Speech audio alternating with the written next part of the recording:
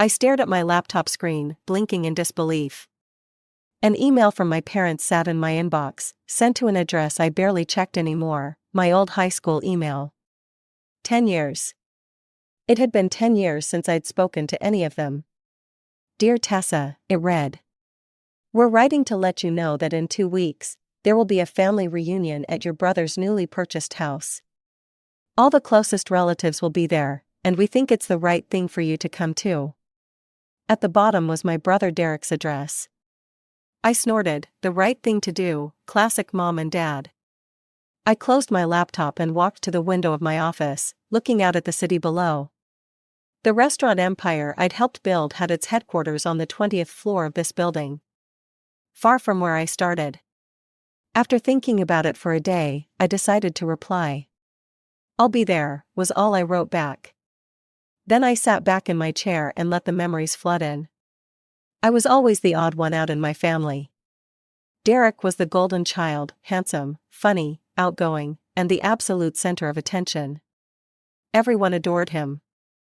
Our aunts and uncles practically worshipped the ground he walked on, grandparents spoiled him rotten. Mom and dad? They might as well have had a shrine dedicated to him. Me? I was just Tessa the mouse. Quiet, shy, awkward Tessa who preferred books to people and silence to chaos.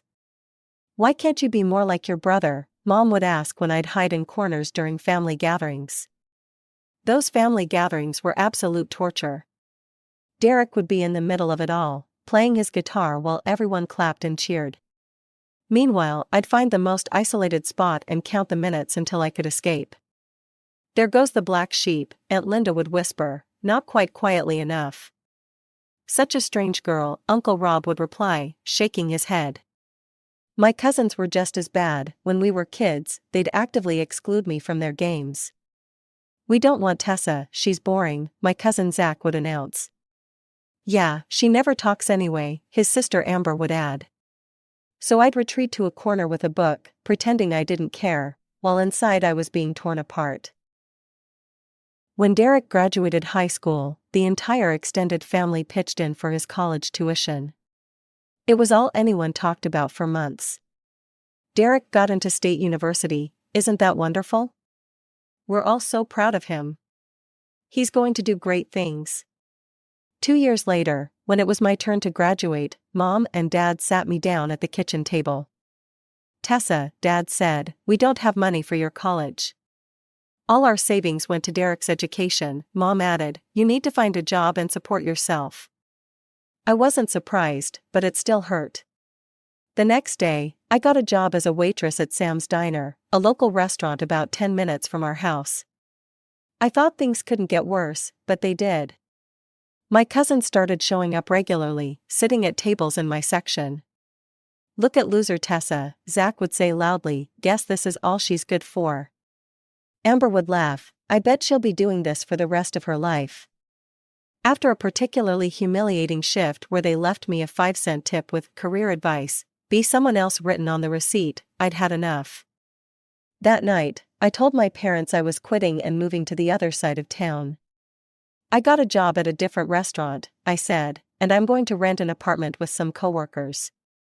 Mom actually smiled, that's probably for the best, honey. Dad nodded, you're old enough to be on your own anyway. 2 days later, I packed everything I owned into 3 cardboard boxes. Neither of my parents helped or even seemed sad to see me go. Derek was away at college, probably having the time of his life. As I walked out the door of my childhood home, Mom called after me, don't forget to let us know your new address. I never did, and they never asked again. The apartment I moved into was small and cramped, shared with 2 other waitresses, Jamie and Liz. We each paid a third of the rent, which was all we could afford on our meager salaries.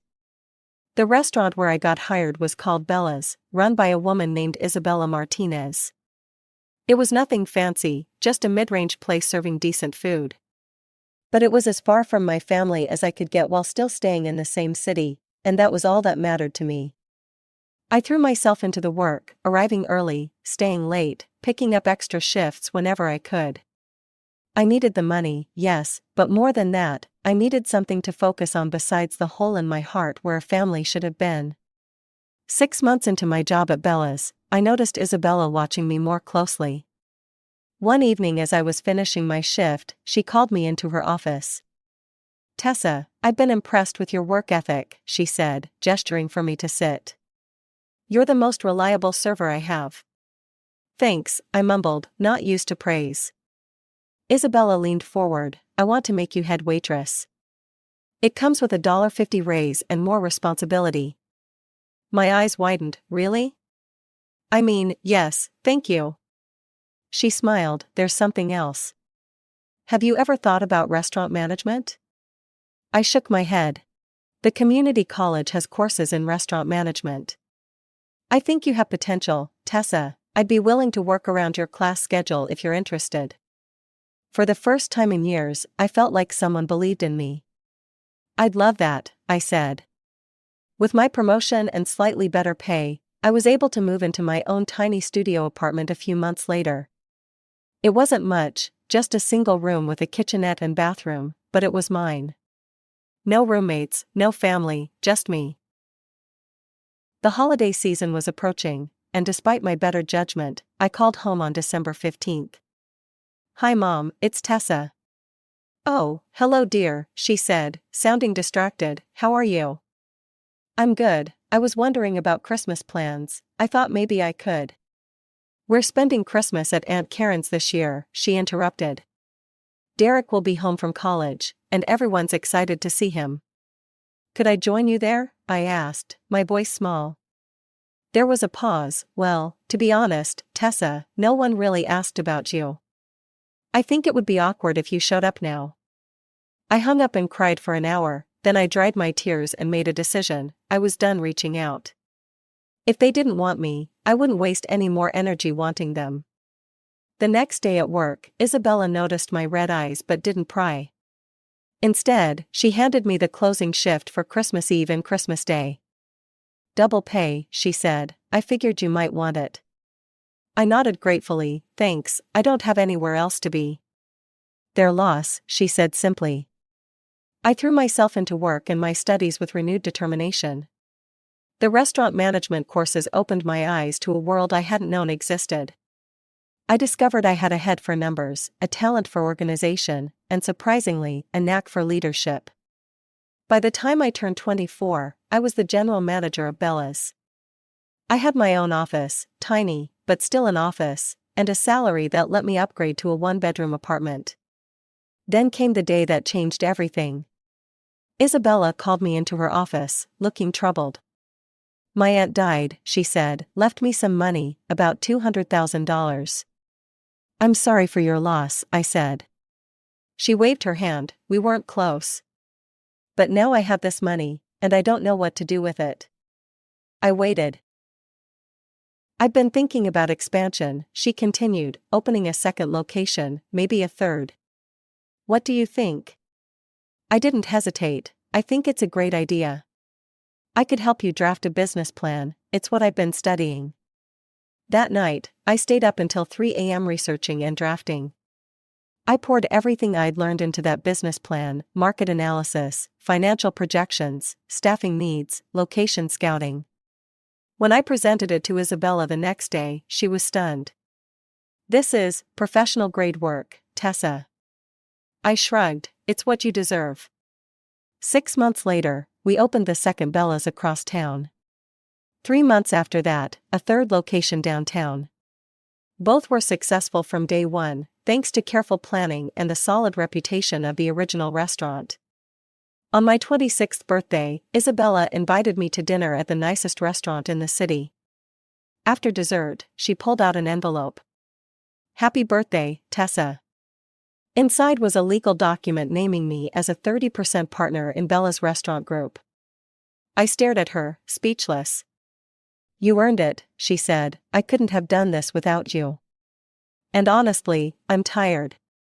I want to spend more time with my family. You're young, ambitious, and you have vision." I don't know what to say, I managed. "Say yes, we'll make it a restaurant empire." I laughed. A restaurant empire, I like the sound of that. Over the next 4 years, we expanded to 12 locations across the state. I became the face of the company, handling everything from menu development to marketing. Isabella joked that she was semi-retired at 52. The shy, awkward girl I once was had vanished. In her place stood a confident, successful businesswoman. I bought a luxury house in the best neighborhood in the city, modern, spacious, with floor-to-ceiling windows and a view of the skyline. My car was a sleek Mercedes. My bank account had more zeros than I'd ever imagined possible. The only thing that hadn't changed was my relationship with my family. Zero contact for nearly a decade. They were as much strangers to me as the people I passed on the street. So when that email arrived in my old account, the one I kept active only because some old business contacts still used it, I was genuinely shocked. A family reunion, at Derek's house, the right thing to do to invite me. As I sat in my home office, staring at the email, I wondered why I was even considering going. Did I want reconciliation, recognition, revenge? Perhaps it was a mixture of all three. Or maybe I just wanted to see for myself what I'd left behind, to confirm that walking away had been the right choice. The day of the reunion arrived with perfect spring weather. I stood in front of my closet, contemplating what to wear. I didn't want to show up in something flashy that screamed successful businesswoman. That would be too obvious, too desperate for approval. Instead, I chose an understated but expensive outfit, dark jeans, a silk blouse, and a cashmere cardigan. My only concession to luxury was my watch, a subtle Cartier that cost more than Derek probably made in 2 months. I checked my reflection in the mirror. At 30, I looked nothing like the shy girl who had left home a decade ago. My hair was styled in a sleek bob, my posture confident, my eyes clear and focused. I wasn't that hurt child anymore. Instead of driving my Mercedes, I called a taxi. Another deliberate choice, I'd arrive like a guest, not someone trying to show off. The ride to Derek's neighborhood took about 30 minutes, during which I rehearsed potential conversations in my head. I was determined to stay calm, no matter what happened. Derek's house was average, a typical suburban 2-story in a middle-class neighborhood. Nothing special. I knew without vanity that my home was at least twice as impressive, but I pushed that thought aside. I wasn't here to compare houses. I rang the doorbell, hearing the muffled sounds of conversation and laughter inside. After a moment, the door swung open, and my mother stood there, wearing an apron and holding a serving spoon. She stared at me blankly for a full 5 seconds before recognition dawned. "Tessa, is that you?" "Hello, Mom," I said, keeping my voice steady. "My goodness, look at you." She seemed genuinely surprised, as if she'd expected me to show up in a waitress uniform, hair in a messy ponytail. Come in, everyone's already here." I stepped into the house, immediately surrounded by the familiar cacophony of a family gathering. The living room and dining room were crowded with relatives, aunts, uncles, cousins, and their children. My father was chatting with Uncle Rob by the fireplace. Derek was holding court in the center of the room, gesturing with a beer in his hand while a group of cousins laughed at whatever he was saying. As I entered, conversations paused, heads turned, eyes widened. "Is that little Tessa?" Aunt Linda stage whispered. "She looks different," someone else murmured. I nodded politely to everyone but didn't rush to greet anyone specifically. Let them come to me, I thought. My cousin Amber, now in her 30s like me, leaned toward her husband and whispered something. I caught the words waitress and self-important. I pretended not to hear, but inwardly I smiled. They still thought I was a server, and a failing one at that. "Tessa's here," my mother announced, unnecessarily. "Isn't this wonderful?" The whole family together again. My father came over and gave me an awkward side hug. "Good to see you, kiddo, it's been too long." "Yes, it has," I agreed, not pointing out that the phone works both ways. Derek finally noticed me and sauntered over, still the center of attention even while approaching me. Well, he said, giving me an exaggerated once-over, "if it isn't my little sister." "Finally decided the family's good enough for you again?" "Hello, Derek," I said calmly, "congratulations on the house." He seemed taken aback by my composure but recovered quickly. "Thanks, just a starter home, you know. I'm planning to upgrade in a year or two when the business really takes off." We all moved to the dining room, where a long table was set with mismatched plates and silverware. Derek naturally took the seat at the head of the table, with our parents on either side. I was directed to a seat at the very end, next to a second cousin I barely remembered and across from a child who was busily kicking the table leg. The meal began with toasts, primarily directed at Derek. My father stood first, raising his glass. "To my son, who has made us so proud." From the star quarterback in high school to the successful businessman he is today, Derek has never disappointed us. Everyone clapped. My mother went next. "Derek has always been special," she gushed.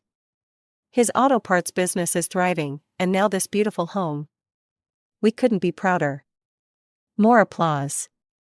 Uncle Rob stood. I remember when Derek was just a little guy, already showing the leadership qualities that would make him successful. "He's a credit to this family." The toasts continued, each more effusive than the last. Derek soaked it all in, his chest visibly swelling with each compliment. Eventually, he seemed to remember I was there. He looked down the length of the table at me, a slight smirk on his face.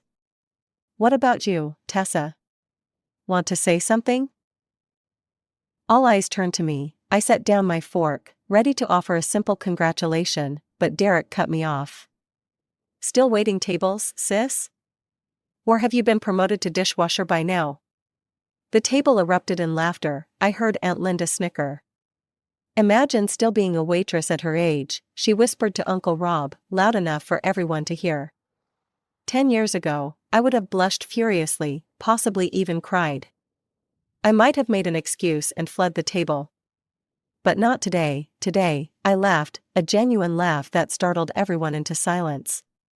"What's so funny?" my mother asked, looking confused. I smiled at her. "It's funny that after 10 years of not being in touch, none of you know anything about my life, not a single thing. Yet you all feel comfortable making assumptions." The table went quiet. I reached into my purse and pulled out my business card, embossed, elegant, with the Bella's Restaurant Group logo in the corner. I handed it to the second cousin beside me. "Would you pass this to Derek, please? And feel free to look at it on the way." He took it, glanced down, and his eyes widened. He passed it to the next person, who had a similar reaction. The card made its way around the table in silence, each person reading it and then staring at me with new eyes. When it finally reached Derek, he looked down at it, then up at me, his face draining of color. "Tessa Hamilton, co-owner and CEO, Bella's Restaurant Group," he read aloud, his voice hollow. "What does that mean?" my father asked, leaning over to look at the card. I took a sip of water before answering. "It means I'm co-owner of a restaurant chain with 12 locations across the state. We're planning to expand nationally next year." The silence was absolute. "You're a restaurant owner?" my mother finally managed. "Co-owner," I corrected. "I own 30% of the company. Started as a waitress, became manager, then business partner. We've been profiled in Restaurant Business Monthly twice." Derek was staring at me as if I'd grown a second head. "My house is about twice the size of this one," I added casually, then deliberately went back to eating my salad. My parents exchanged glances. Then, as if someone had flipped a switch, my mother's face transformed into a beaming smile. "Tessa, why didn't you tell us about your success? We're so proud of you." I chewed slowly, swallowed, and dabbed my mouth with a napkin before answering. "You could have asked about my life at any point in the last 10 years. But you didn't, not once." The table fell silent after my statement.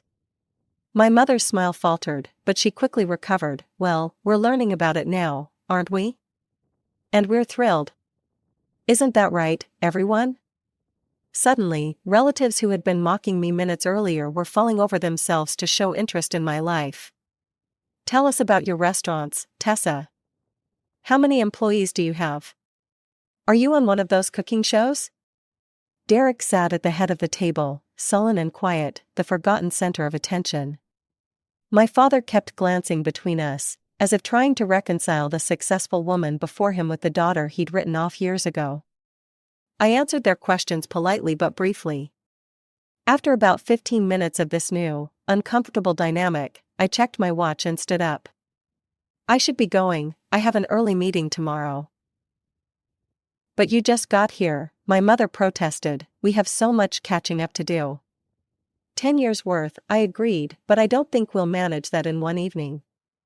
As I gathered my purse, my parents followed me to the door, with several other relatives trailing behind. Derek remained seated, staring at my business card. It was wonderful to see you, Tessa, my mother said, suddenly warm and affectionate, we've missed you so much. I smiled, not unkindly but without warmth, have you? She blinked, taken aback, of course we have, you're our daughter. Interesting, because when I called you that Christmas and asked if I could join the family celebration, you told me no one wanted me there.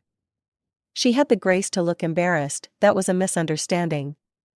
Was it? I asked, or is it that you suddenly want a relationship now that you know I'm successful? Tessa, that's not fair, my father interjected. No, it wasn't fair, I agreed, none of it was fair, but that's in the past now. I walked out the door, hearing my mother call after me, we want to make things right, Tessa, we want to be a family again. I didn't respond. I got into my waiting taxi and directed the driver to take me home, to my real home, the one I'd built for myself. When I walked through my front door, I kicked off my shoes and laughed. Really laughed, loud and free, until tears came to my eyes. The looks on their faces when my business card made its way around the table. The shock, the disbelief, and then the immediate pivot to claiming me again once they realized I was successful. It was all so predictable, yet seeing it play out was still somehow surprising. The next morning, I woke up to 17 text messages and 5 missed calls. 3 texts from my mother, 4 from my father, 2 from Derek, and the rest from various aunts, uncles, and cousins. I scrolled through them without reading closely, then set my phone aside and went about my day. This pattern continued for nearly a week. My phone constantly lit up with notifications from family members who hadn't bothered to contact me in a decade. I ignored most of them, focusing instead on work. We were in negotiations to open 3 new locations in neighboring states. On the 6th day, during a rare quiet moment at home, I decided to answer one call just to end the barrage. It was my mother. Tessa, she exclaimed when I picked up, finally. Why don't you come over for dinner this Sunday? Just you, me, your father, and Derek, a chance to reconnect. I don't think that's a good idea, I replied. But we're family, she insisted, we love you, Tessa, we always have. If you loved me, I said slowly, why didn't you call me once in 10 years? Why didn't you ask how I was doing or if I needed anything? Why did you tell me no one wanted me at Christmas? There was a pause. How can you be so ungrateful, she snapped, her sweet facade cracking, after everything we did for you. What exactly did you do for me? I interrupted. You didn't pay for my education, you didn't support my career, you didn't even call to check if I was alive. We raised you. Yes, you did, and then you decided I wasn't worth your time anymore. Now you've decided I am again, but it's too late. I hung up before she could respond. I felt oddly calm, as if a weight had been lifted. Derek was next. His texts became increasingly desperate, culminating in a lengthy message asking for a business loan to help expand his auto parts store. He needed $50,000, he said. He'd pay me back, of course, with interest. I waited until he'd sent a follow-up, did you get my message? Text before responding with a single word, no. Then I blocked his number. 2 weeks after the reunion, curiosity got the better of me. I looked up Derek's social media page.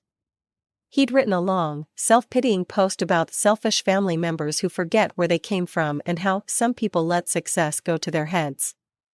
The comments section was filled with sympathetic responses from relatives, all of them rallying around poor Derek, all of them calling me ungrateful and selfish. I should have been hurt, but instead, I found myself laughing again. They hadn't changed at all. They were still the same small-minded, judgmental people they'd always been. The only difference was that now I could see it clearly, without the desperate need for their approval clouding my vision. I closed the browser and turned my attention to the business proposal on my desk. Isabella and I were considering opening a culinary school next to our flagship restaurant, a way to train future chefs and managers while giving back to the community. As I reviewed the numbers, I felt a deep sense of contentment. My life wasn't perfect, but it was mine. I'd built it myself, piece by piece, without help from the people who should have supported me most. And in doing so, I'd discovered my own strength. The next day, as I was heading into a meeting, my assistant handed me a note. "Your mother called the office 3 times, should I keep taking messages or block the number?" I considered for a moment. "Block it," I said finally, "and any other numbers associated with my family. I'm focused on the future now, not the past." She nodded, no questions asked, and I walked into the boardroom feeling lighter than I had in years. The family reunion had given me something valuable after all, not reconciliation, but resolution. I no longer had to wonder if walking away had been the right choice. I no longer had to question whether my family might have changed or if they truly cared about me. They had shown me exactly who they were, and I had shown myself exactly who I had become, someone strong enough to recognize toxic relationships, brave enough to establish boundaries, and wise enough to know when to close a door permanently.